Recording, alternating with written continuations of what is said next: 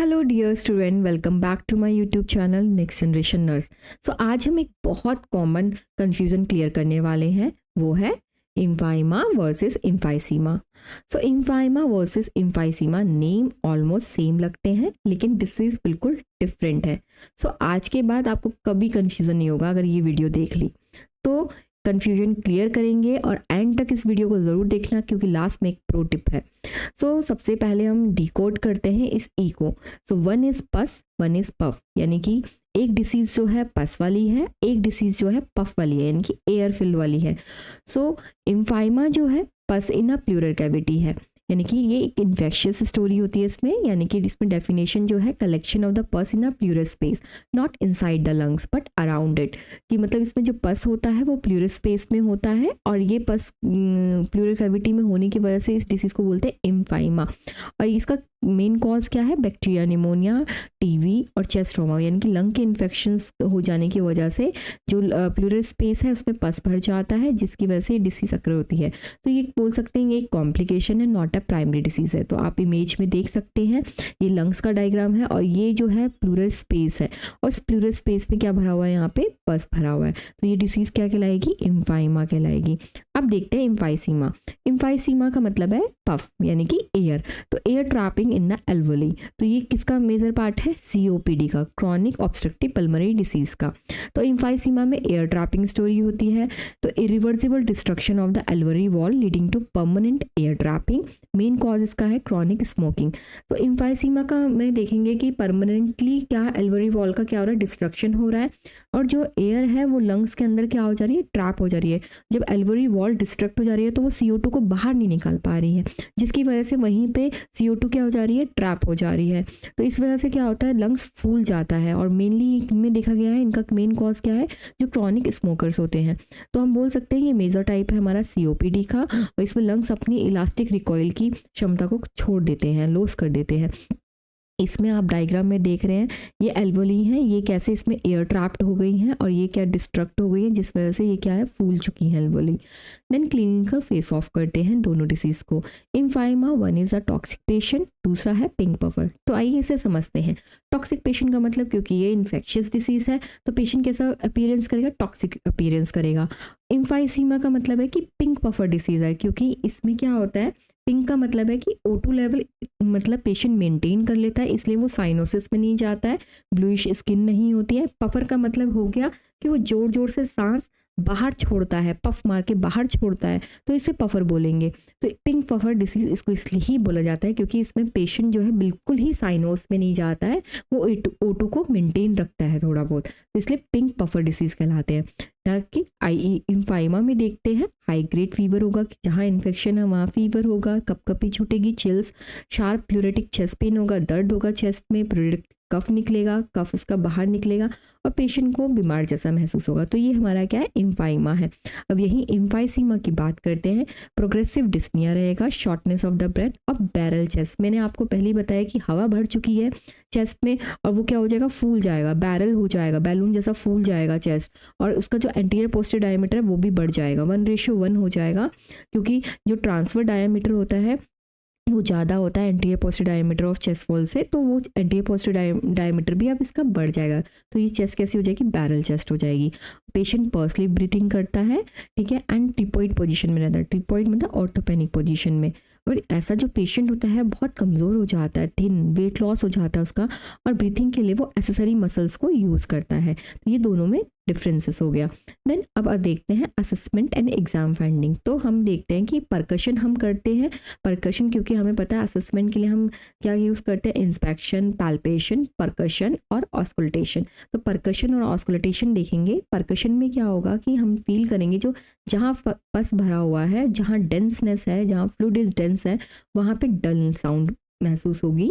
And जब यहाँ पे हम परकशन करेंगे इम्फाइसीमा में, वहाँ पे हाइपर रिजोनेंस साउंड फील होगी, जैसे कि air is like a drum.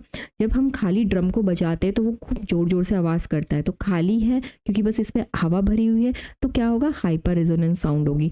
लेकिन ये भरा पड़ा है पस से, मवाद से, तो यहाँ पे कैसी साउंड होगी? डल साउंड होगी। तो ये आपको याद रखना है, ठीक है। ऑस्कुलेट करेंगे, यहाँ पे ब्रेथ साउंड absent भी हो सकती है, diminished भी हो सकती है over the pus collection area, लेकिन यहाँ पर distant quiet lung sound रहेगी और prolonged क्या रहेगा, expiratory phase रहेगा।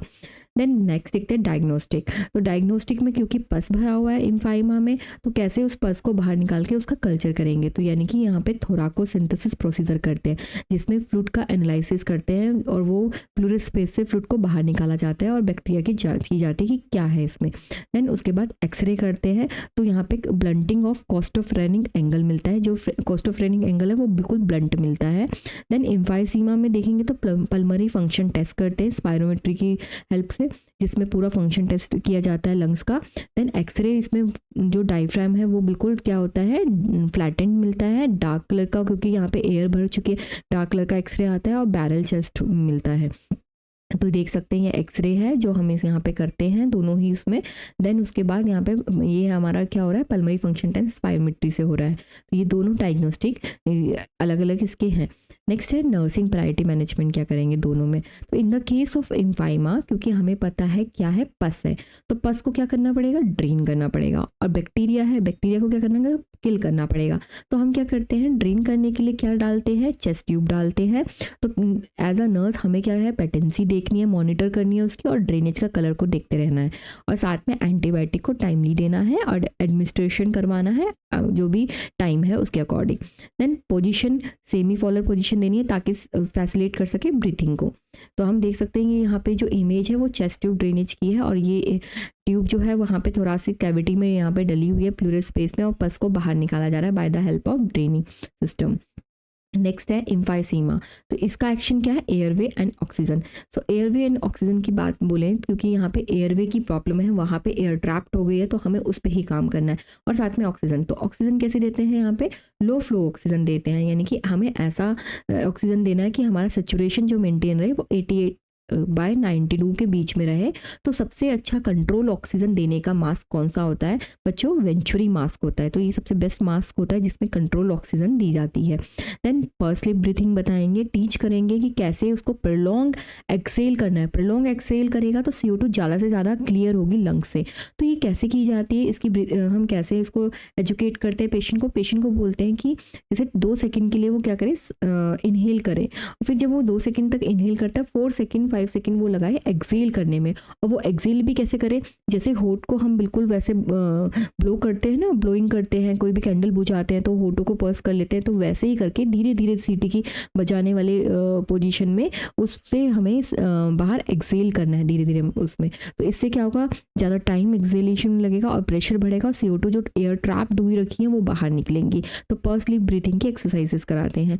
देन ट्रिपॉइड पोजीशन देते हैं, जैसे ऑर्थोपेनिक पोजीशन होता है, जैसे पेशेंट क्या होता है, कंफर्ट फील करता है। तो आप ये देख रहे हैं एक मास्क है जो वेंचुरी मास्क है, इसके साथ कलर कोडिंग है, तो अलग अलग सेचुरेशन अलग अलग कलर का यूज़ किया जाता है। देन ऑर्थोपेनिक पोजीशन, यानी कि आप देख रहे हो इसको हम ट्रिपॉइड पोजीशन भी कहते हैं, पेशेंट इसमें कंफर्ट फील करता है, लंग एक्सपेंड होते हैं, ठीक है। नेक्स्ट है, अब हम मैं बोल रही थी एक प्रो टिप है लास्ट में, तो वो आप लोग के लिए है कि इम्फाइमा का क्या अलर्ट है। इम्फाइमा का अलर्ट ये है कि if the chest tube suddenly stop, जो आपने इम्फाइमा के केस में चेस्ट ट्यूब डाली है वो स्टॉप हो चुकी है, और ड्रेनिंग और the patient has sudden trachea deviation, suspected tension निमोथोरैक्स और ट्यूब ब्लॉकेज।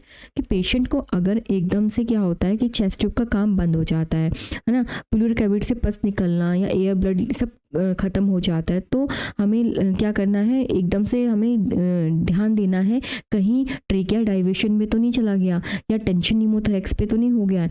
तो हमें ये चीज़ को ध्यान में रखना है, क्योंकि क्या होता है कि जब ट्यूब ब्लॉकेज हो जाती है, ट्यूब में आना ड्रेन आना बंद हो जाता है, तो प्रेशर क्या इंक्रीज़ होता है, चेस्ट में इंक्रीज़ होता है, जिसकी वजह से क्या होता है, ट्रेकिया डाइवेट हो जाती है और टेंशन निमोथोरैक्स बढ़ता है, और ये एक डेंजरस सिचुएशन है जिसकी वजह से पेशेंट की जान भी जा सकती है। तो हमें इस पे ध्यान रखना है कि चेस्ट ट्यूब का ड्रेनेज सिस्टम कैसा हो रहा है, और वो चेक करना कि ब्लॉकेज तो नहीं हो रही है, टेंशन निमोथोरैक्स तो नहीं है।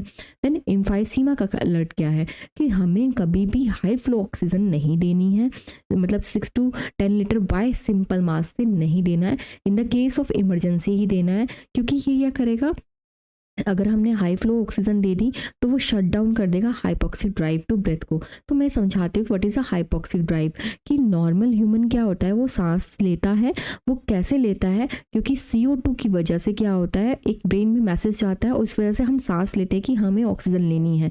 तो इस केस में क्या होता है, CO2 तो ऑलरेडी क्या है लंग्स में ट्रैप्ड होती हैं, तो जिस वजह से क्या है कि CO2 के इंक्रीज होने की वजह से जो आपका ब्रेन है वो सही से CO2 से मैसेज नहीं ले पाता, तो अब वो O2 की कमी को मतलब हाइपोक्सिक ड्राइव में रखता है कि अगर बॉडी में O2 कम होगा तो वो क्या करेगा, ब्रेथ लेने के लिए मैसेज करेगा।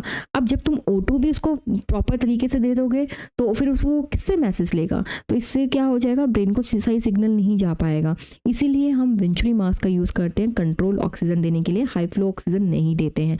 सो शट डाउन ना हो वो हाइपोक्सिक ड्राइव, ये हम दो चीज़ों को ध्यान रखना है। तो नॉर्सेट और एनक्लेस की ये रखना है कि इम्फाइमा के पेशेंट में टेंशन न्यूमोथोरेक्स का ध्यान रखना है, और इम्फाइसीमा के पेशेंट में हमें हाई फ्लो ऑक्सीजन नहीं देनी है, ये ध्यान में रखना है।